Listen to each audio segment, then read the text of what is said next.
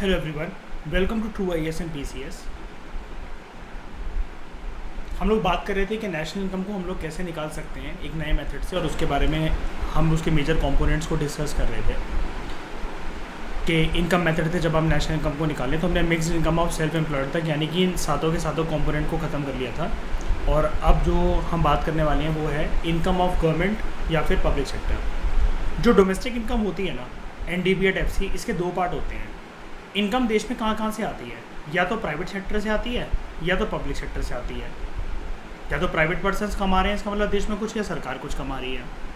जो हमने सातों कंपोनेंट्स जो ऊपर पढ़े थे डोमेस्टिक इनकम के, वो दोनों सेक्टर्स की इनकम को रिप्रेजेंट करते हैं। क्योंकि अनडिस्ट्रीब्यूटेड प्रॉफिट के जब देश में नेशनल इनकम के कंटेक्स्ट में अनडिस्ट्रीब्यूटेड प्रॉफिट की बात चल रही हो ना, मतलब किसी सरकारी कंपनी की नहीं, किसी प्राइवेट कंपनी की नहीं, किसी घर की नहीं, पूरे देश की जब अनडिस्ट्रीब्यूटेड प्रॉफिट की अगर बात चल रही हो ना, तो उसके अंदर दोनों तरह की इनकम होती है।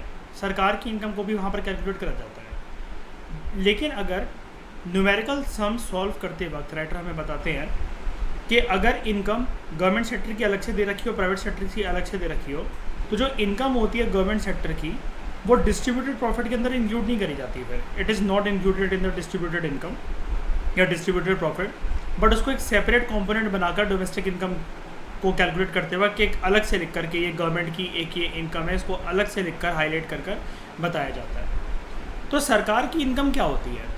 सेंट्रल स्टैटिस्टिकल ऑफिस के मुताबिक पब्लिक सेक्टर जो होता है उसकी सबसे पहले हमें डेफिनेशन पता होनी चाहिए कि what do we mean by the term public sector. तो सीएसओ के according public sector is government के एडमिनिस्ट्रेटिव डिपार्टमेंट्स को कहते हैं। ये प्रीलिम्स के अंदर क्वेश्चन बन सकता है, काफ़ी इंपॉर्टेंट है ये, ठीक है, कि पब्लिक सेक्टर की डेफिनेशन क्या होती है। गवर्नमेंट के एडमिनिस्ट्रेटिव डिपार्टमेंट्स जितने भी हैं, उसके सरकारी दफ्तर, सरकारी विभाग जो भी होते हैं। डिपार्टमेंटल इंटरप्राइजेज जैसे रेलवे, पोस्ट ऑफिस, टेलीग्राफ, ये सब, स्टैम्प वगैरह, वो भी इसी से रिलेटेड ही होता है। नॉन डिपार्टमेंटल इंटरप्राइजेज, सरकारी कंपनियां, सरकारी बैंक, एचएमटी, एलआईसी, एफसीआई, ये सारे, ठीक है। तो जो इनकम होती है गवर्नमेंट एडमिनिस्ट्रेटिव डिपार्टमेंट्स की और डिपार्टमेंटल इंटरप्राइजेस की, इसको हम लोग कहते हैं income from property and entrepreneurship accruing to government administrative departments. यानी कि सरकारी दफ्तरों से, सरकारी कंपनियों से जो भी इनकम, एक्रूइंग का मतलब मैंने पहले भी बता चुका हूँ प्रीवियस लेक्चर के अंदर, जो जाती है जिस तरीके से, यानी कि अगर यहाँ पर लिखा होता है accruing to a particular household, मान लो मेरा घर है और अगर लिखा हुआ है कि this particular profit is accruing to Deepang Dubey, तो यानी कि वो मेरे पास आ रहा है प्रॉफिट, ठीक है। यहाँ पर क्या लिखा हुआ है? Accruing to government administrative department, तो उनकी जो कमाई है वो यहाँ पर, और नॉन डिपार्टमेंटल इंटरप्राइजेस की जो कमाई है, जो उनके पास प्रॉफिट आता है, वो इनकी सेविंग बन जाती है। कुल मिलाकर आपको इतना डेप्थ में नहीं जाना है, आपको सिर्फ इतना याद रखना है कि गवर्नमेंट के पास जो इनकम आती है, गवर्नमेंट सेक्टर के पास, पब्लिक सेक्टर के लो, वो कहाँ कहाँ से आती है?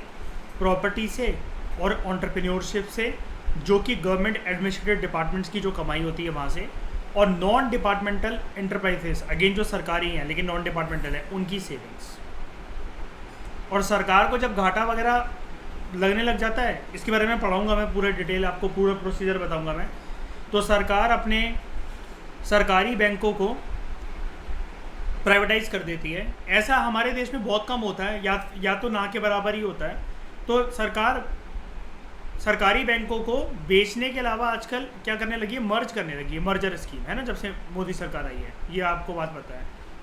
और जो पीएसयूज होते हैं ना, ये सरकार जो है ये प्राइवेट लोगों को बेचने के लिए डिसीजन ले लेती है। जैसे एयर इंडिया को बेचने की बात चली, ठीक है। तो सरकारी जो पीएसयूज या पब्लिक सेक्टर यूनिट्स कह लो, पब्लिक सेक्टर इंटरप्राइजेस कह लो, जब सरकार को लॉस होता है, सरकार को अपना कहीं से रेवेन्यू प्राप्त नहीं हो रहा होता, आरबीआई से लोन नहीं मिल रहा होता, तो ये पीएसयू को सरकार अपने बेच देती है, या उसकी किसी हिस्सेदारी को बेच देती है। एक बात नोट करना, private income, personal income, personal disposable income और नेशनल डिस्पोजेबल इनकम, ठीक है। अच्छा यार, ये तो वो बता रहा है अपने हिसाब से, इसके बारे में हम सब कुछ पढ़ चुके हैं। अच्छा, मुझे एक बात बताना ज़रा, ये पर्सनल इनकम और पर्सनल डिस्पोजेबल इनकम क्या होता है? मैंने एक बात बताई थी आप लोगों को, ज़्यादा फ़र्क नहीं होता, सिर्फ इकोनॉमिक्स में हम लोग इस चीज़ को लिखते हैं। लेकिन पर्सनल डिस्पोजेबल इनकम क्या होती है? जो आपकी जो कमाई है खुद की, यानी कि आप घर परिवार चला रहे होगे, आप कहीं जा रहे होगे नौकरी करने, या सरकारी एक कर्मचारी होगे कहीं पर भी, या अपना बिजनेस चला रहे होगे, ठीक है। तो जो आपकी इनकम होती है that is personal disposable income. यहाँ पर डिस्पोजेबल का मतलब क्या होता है कि इनकम अगर आपके पास आ रही है, पर्सनल इनकम, देखो पर्सनल इनकम अगर आपके पास आई, मैं इसके बारे में बता चुका हूँ, मैं बस एक रिवीजन के तौर पे बता रहा हूँ। यहाँ पर डिस्पोजेबल का मतलब क्या होता है, मैंने एक बात क्लियर कर दी थी आपको इकोनॉमिक्स के चैप्टर से। पूरी इनकम कभी भी आप ये नहीं कह सकते कि मेरी इतनी कमाई हो रही है, नहीं। मंथ के एंड में देखना पड़ेगा कि मंथ के एंड में आपने सर्विस दी कहीं पर जाकर, आपको उसके बाद कमाई मिली। वो पूरी कमाई आपकी सेविंग का पार्ट नहीं होता, आपको खर्चा भी तो करना पड़ेगा। घर का बिजली का बिल भरना पड़ेगा, पानी भरना पड़ेगा, पानी का बिल भरना पड़ेगा, बाइक में पेट्रोल भरवाना पड़ेगा, कुछ खाना पीने जाओगे, घर का राशन भरेगा, अगर आपके बच्चे हैं तो उनकी स्कूल की फ़ीस वगैरह जाएगी, बीवी है तो वो डिमांड करेगी कुछ ना कुछ, तो इन सब चीज़ों में भी तो पैसे जाएंगे, इसलिए इसको डिस्पोजेबल इनकम कहते हैं। तो प्राइवेट इनकम क्या होती है फिर? Private income is sum total of factor incomes और ट्रांसफ़र इनकम्स जो कि रिसीव करी जाती है from all sources, private sector के द्वारा रिसीव करी जाती है, चाहे वो कंट्री के अंदर हो चाहे वो कंट्री के बाहर हो, लेकिन ये जाती है प्राइवेट सेक्टर के पास। पर्सनल इनकम क्या होती है?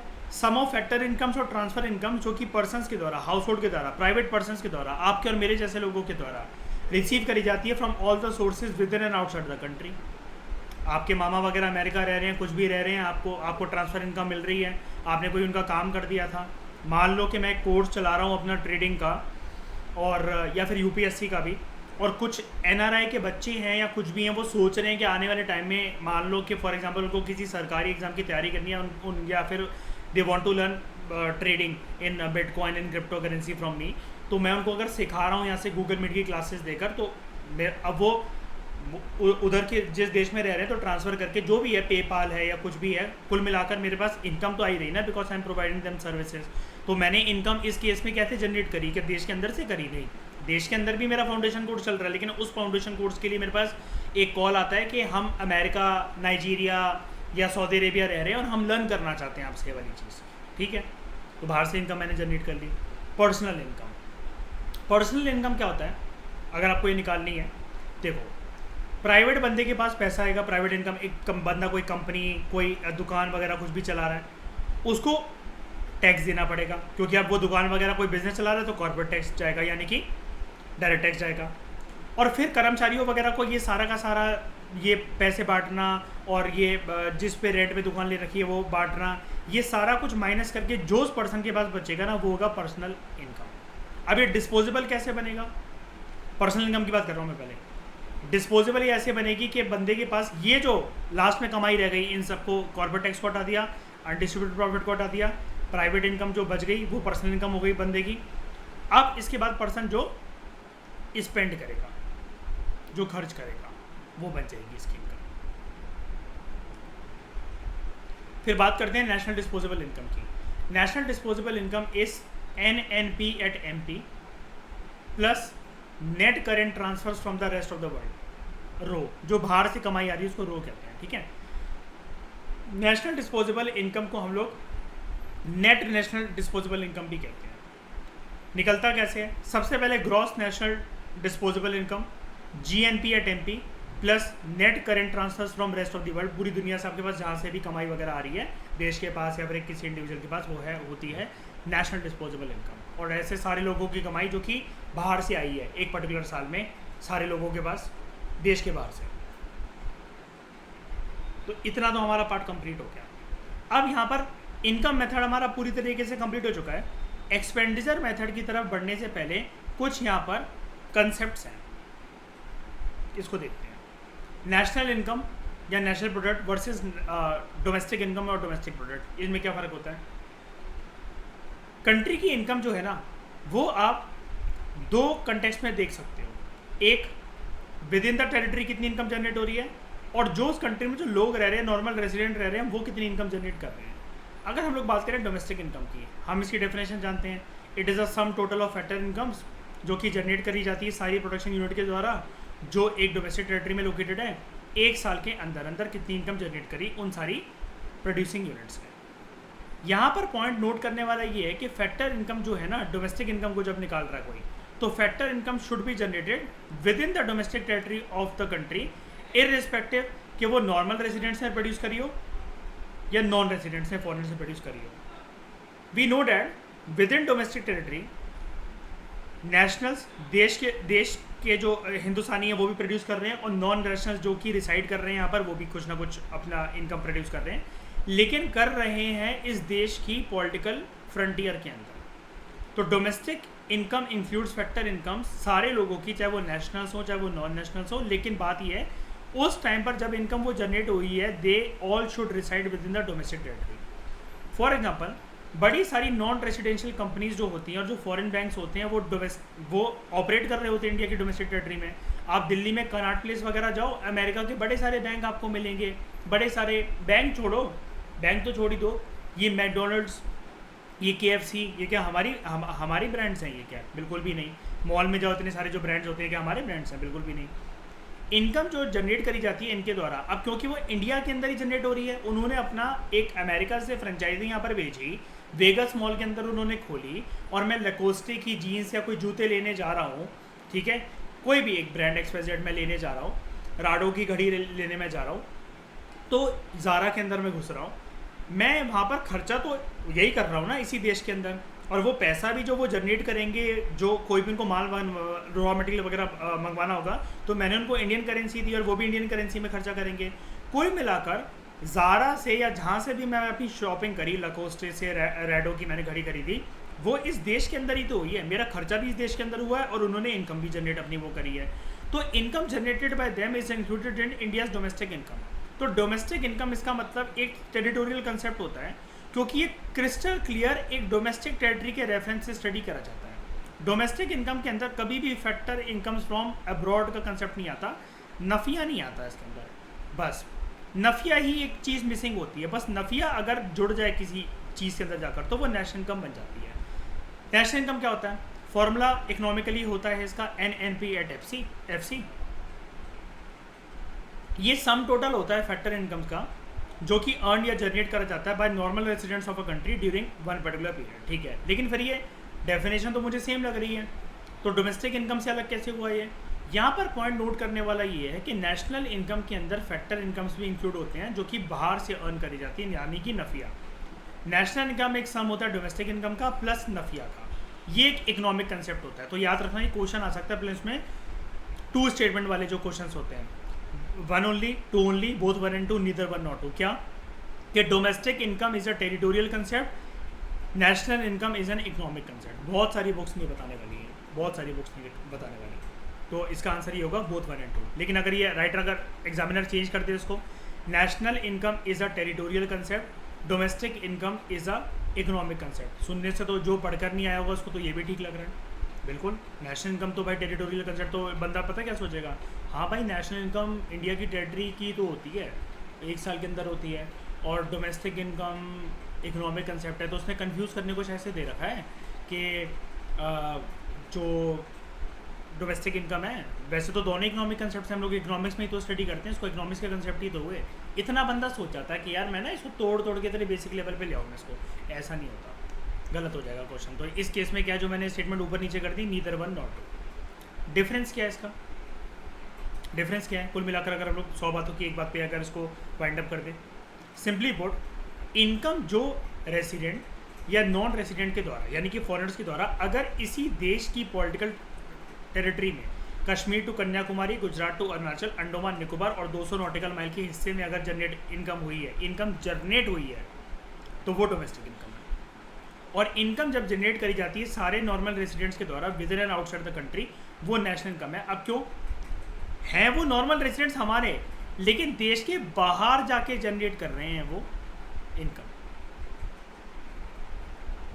यानी कि अगर वो देश में कल को पैसा भेजेंगे रेमिटेंसेज वगैरह की फॉर्म में, तब उसके अंदर एक कंसेप्ट बर्थ लेगा नफिया का, और जब वो नफिया ऐड होगा तब हम उसको बोलेंगे ये क्या कहते हैं, नेशनल इनकम. ठीक है, तो जो इनके बीच का जो डिफरेंस है, it is net factor income from abroad, जो कि डोमेस्टिक इनकम में ऐड करा जाता है to get national income. National income क्या होता है? Domestic income plus NFIA. हम लोग 1 करोड़ वाले चैप्टर में इस चीज़ को पढ़ चुके हैं. अब एक लाइन हम लोग बार बार पढ़ रहे थे ना, मैं बार बार आपको बता रहा था, एक्रूइंग टू. क्या मतलब होता है इसका? Income from domestic product accruing to private sector and accruing to public sector. क्या डिफरेंस होता है? Domestic income is subdivided into two parts. एक प्राइवेट सेक्टर के पास जाती है, एक गवर्नमेंट सेक्टर या पब्लिक सेक्टर के पास जाती है। वो पार्ट डोमेस्टिक इनकम का जो प्राइवेट सेक्टर के पास जाता है उसको हम लोग कहते हैं इकोनॉमिक्स टर्म्स में income from domestic product accruing to private sector, और वो पार्ट जो कि सरकार के पास जाता है हम लोग उसको कहते हैं income from domestic income accruing to public sector. Again, income जो पब्लिक सेक्टर के पास जाती है या सरकार या सरकारी दफ्तरों के पास, पब्लिक सेक्टर के पास, गवर्नमेंट के पास सरप्लस है, अगर ज़्यादा इनकम आ रही है कहीं से भी आ रही है, इसके भी दो कंपोनेंट होते हैं, income from property and entrepreneurship, जो कि हम ऊपर पढ़ चुके हैं, and savings of non departmental enterprises. ये वाला डायग्राम, डिट्टो बस इस डायग्राम की बात चल रही है और कुछ नहीं। ठीक है, उसके बाद यहाँ पर दस if we deduct surplus of public sector from domestic product, तो जो बैलेंस होता है वो हमें मिलता है डोमेस्टिक प्रोडक्ट की फॉर्म में, जो प्राइवेट सेक्टर के पास जा रहा होता है। Income from domestic product accruing to private sector, जो प्राइवेट सेक्टर के पास है, अब हम उसकी बात कर रहे हैं। इसका फॉर्मूला क्या बनेगा? फॉर्मूला क्या मतलब, एक कंसेप्ट है बस, ये इतना ज़्यादा ध्यान नहीं देना आपको कि आप इसको वर्ड टू वर्ड सीरियसली लेने लग जाओ। हम क्योंकि इनकम मेथड को ख़त्म कर चुके हैं, ये सिर्फ कुछ हमें कंसेप्ट बता रहा है एक्स्ट्रा के, जो आपने सुने वो कह रहा है कि जो आपको समझ में ना आए हो वो उसको एक्सपेंड करके बता रहा है बस। डोमेस्टिक प्रोडक्ट, हम प्राइवेट सेक्टर निकाल रहे हैं अगर इनकम, तो इसमें सारी चीज़ें जो होगी सरकार के साथ रिलेटेड होंगी वो कैंसिल हो जाएंगी। Income from property and entrepreneurship which is going to the government administrative department, इसको हम लोग माइनस कर देंगे। And savings of non departmental enterprises को हम लोग माइनस कर देंगे। बचेगा क्या हमारे पास? डोमेस्टिक प्रोडक्ट, और जितना भी सरकार को एक साल के अंदर आमदनी प्राप्त हुई है उसको माइनस कर दो, तो देश में प्राइवेट सेक्टर कितना इनकम जनरेट कर रहा है वो निकल जाएगी। कुल मिलाकर बात यही है, इन दोनों को ऐड करो, इन दोनों को ऐड करो। ऐड करने के बाद जैसे मैं मान लो मैं इसको बोल रहा हूँ ए, इसको बोल रहा हूँ मैं बी, तो कहाँ लिखूँ उसको मैं? यहाँ ए प्लस बी जो होगा ना, प्राइवेट सेक्टर की इनकम से इस ए प्लस बी को माइनस कर दिया जाएगा, तो सिर्फ प्राइवेट सेक्टर की इनकम निकल आएगी। सिंपल सा है। Similarly domestic product accruing to government sector, इसको कैसे डिराइव करा जा सकता है? अब यहाँ पर पब्लिक सेक्टर की निकालना है तो सारे प्राइवेट सेक्टर को हम लोग माइनस कर देंगे। Income from domestic product accruing to private sector, इसको माइनस करा। Income from property and entrepreneurship, जो कि गवर्नमेंट एडमिनिस्ट्रेटिव डिपार्टमेंट के पास जा रही है वो, और सेविंग्स। यानी कि अगर हमें पब्लिक सेक्टर की निकालना है तो यहाँ पर ए प्लस बी ये चीज़ होगी, तो ये चीज़ कैसे होगी? A plus B minus private sector की जो भी आमदनी है इसको माइनस कर दिया जाएगा। यानी कि बस ये बन जाएगा प्राइवेट सेक्टर को निकालने की इनकम, और ये बन जाएगा पब्लिक सेक्टर या फिर गवर्नमेंट सेक्टर को निकालने की इनकम। बस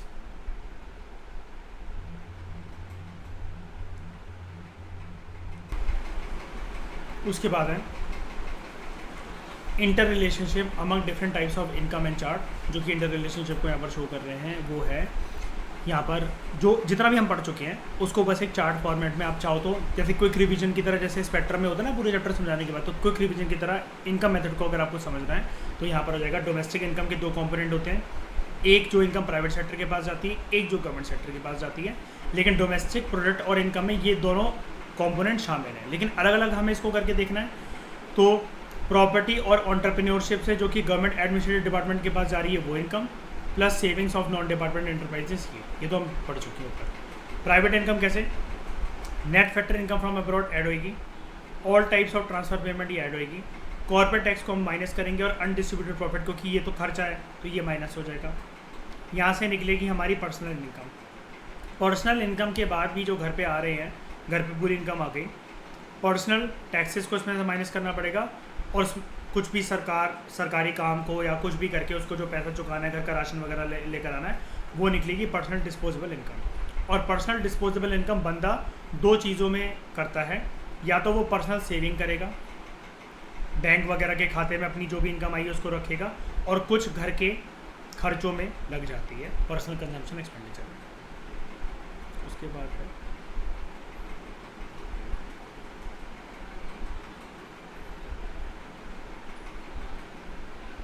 तो वही वाली बात, domestic income it is generated within the domestic territory of a country.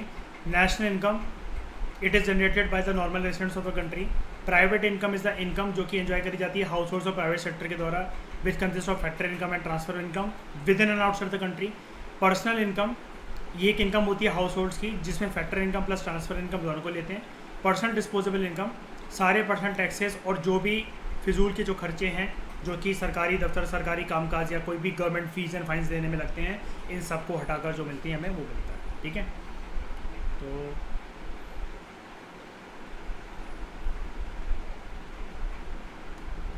उसके बाद उसके बाद कुछ नहीं रह गया हमारा कंप्लीट तरीके से, बल्कि ज़्यादा ही हमने डिटेल में कवर कर लिया। इतना यूपीएससी की औकात नहीं है कि इतना डेप्थ में जाकर वो पूछे।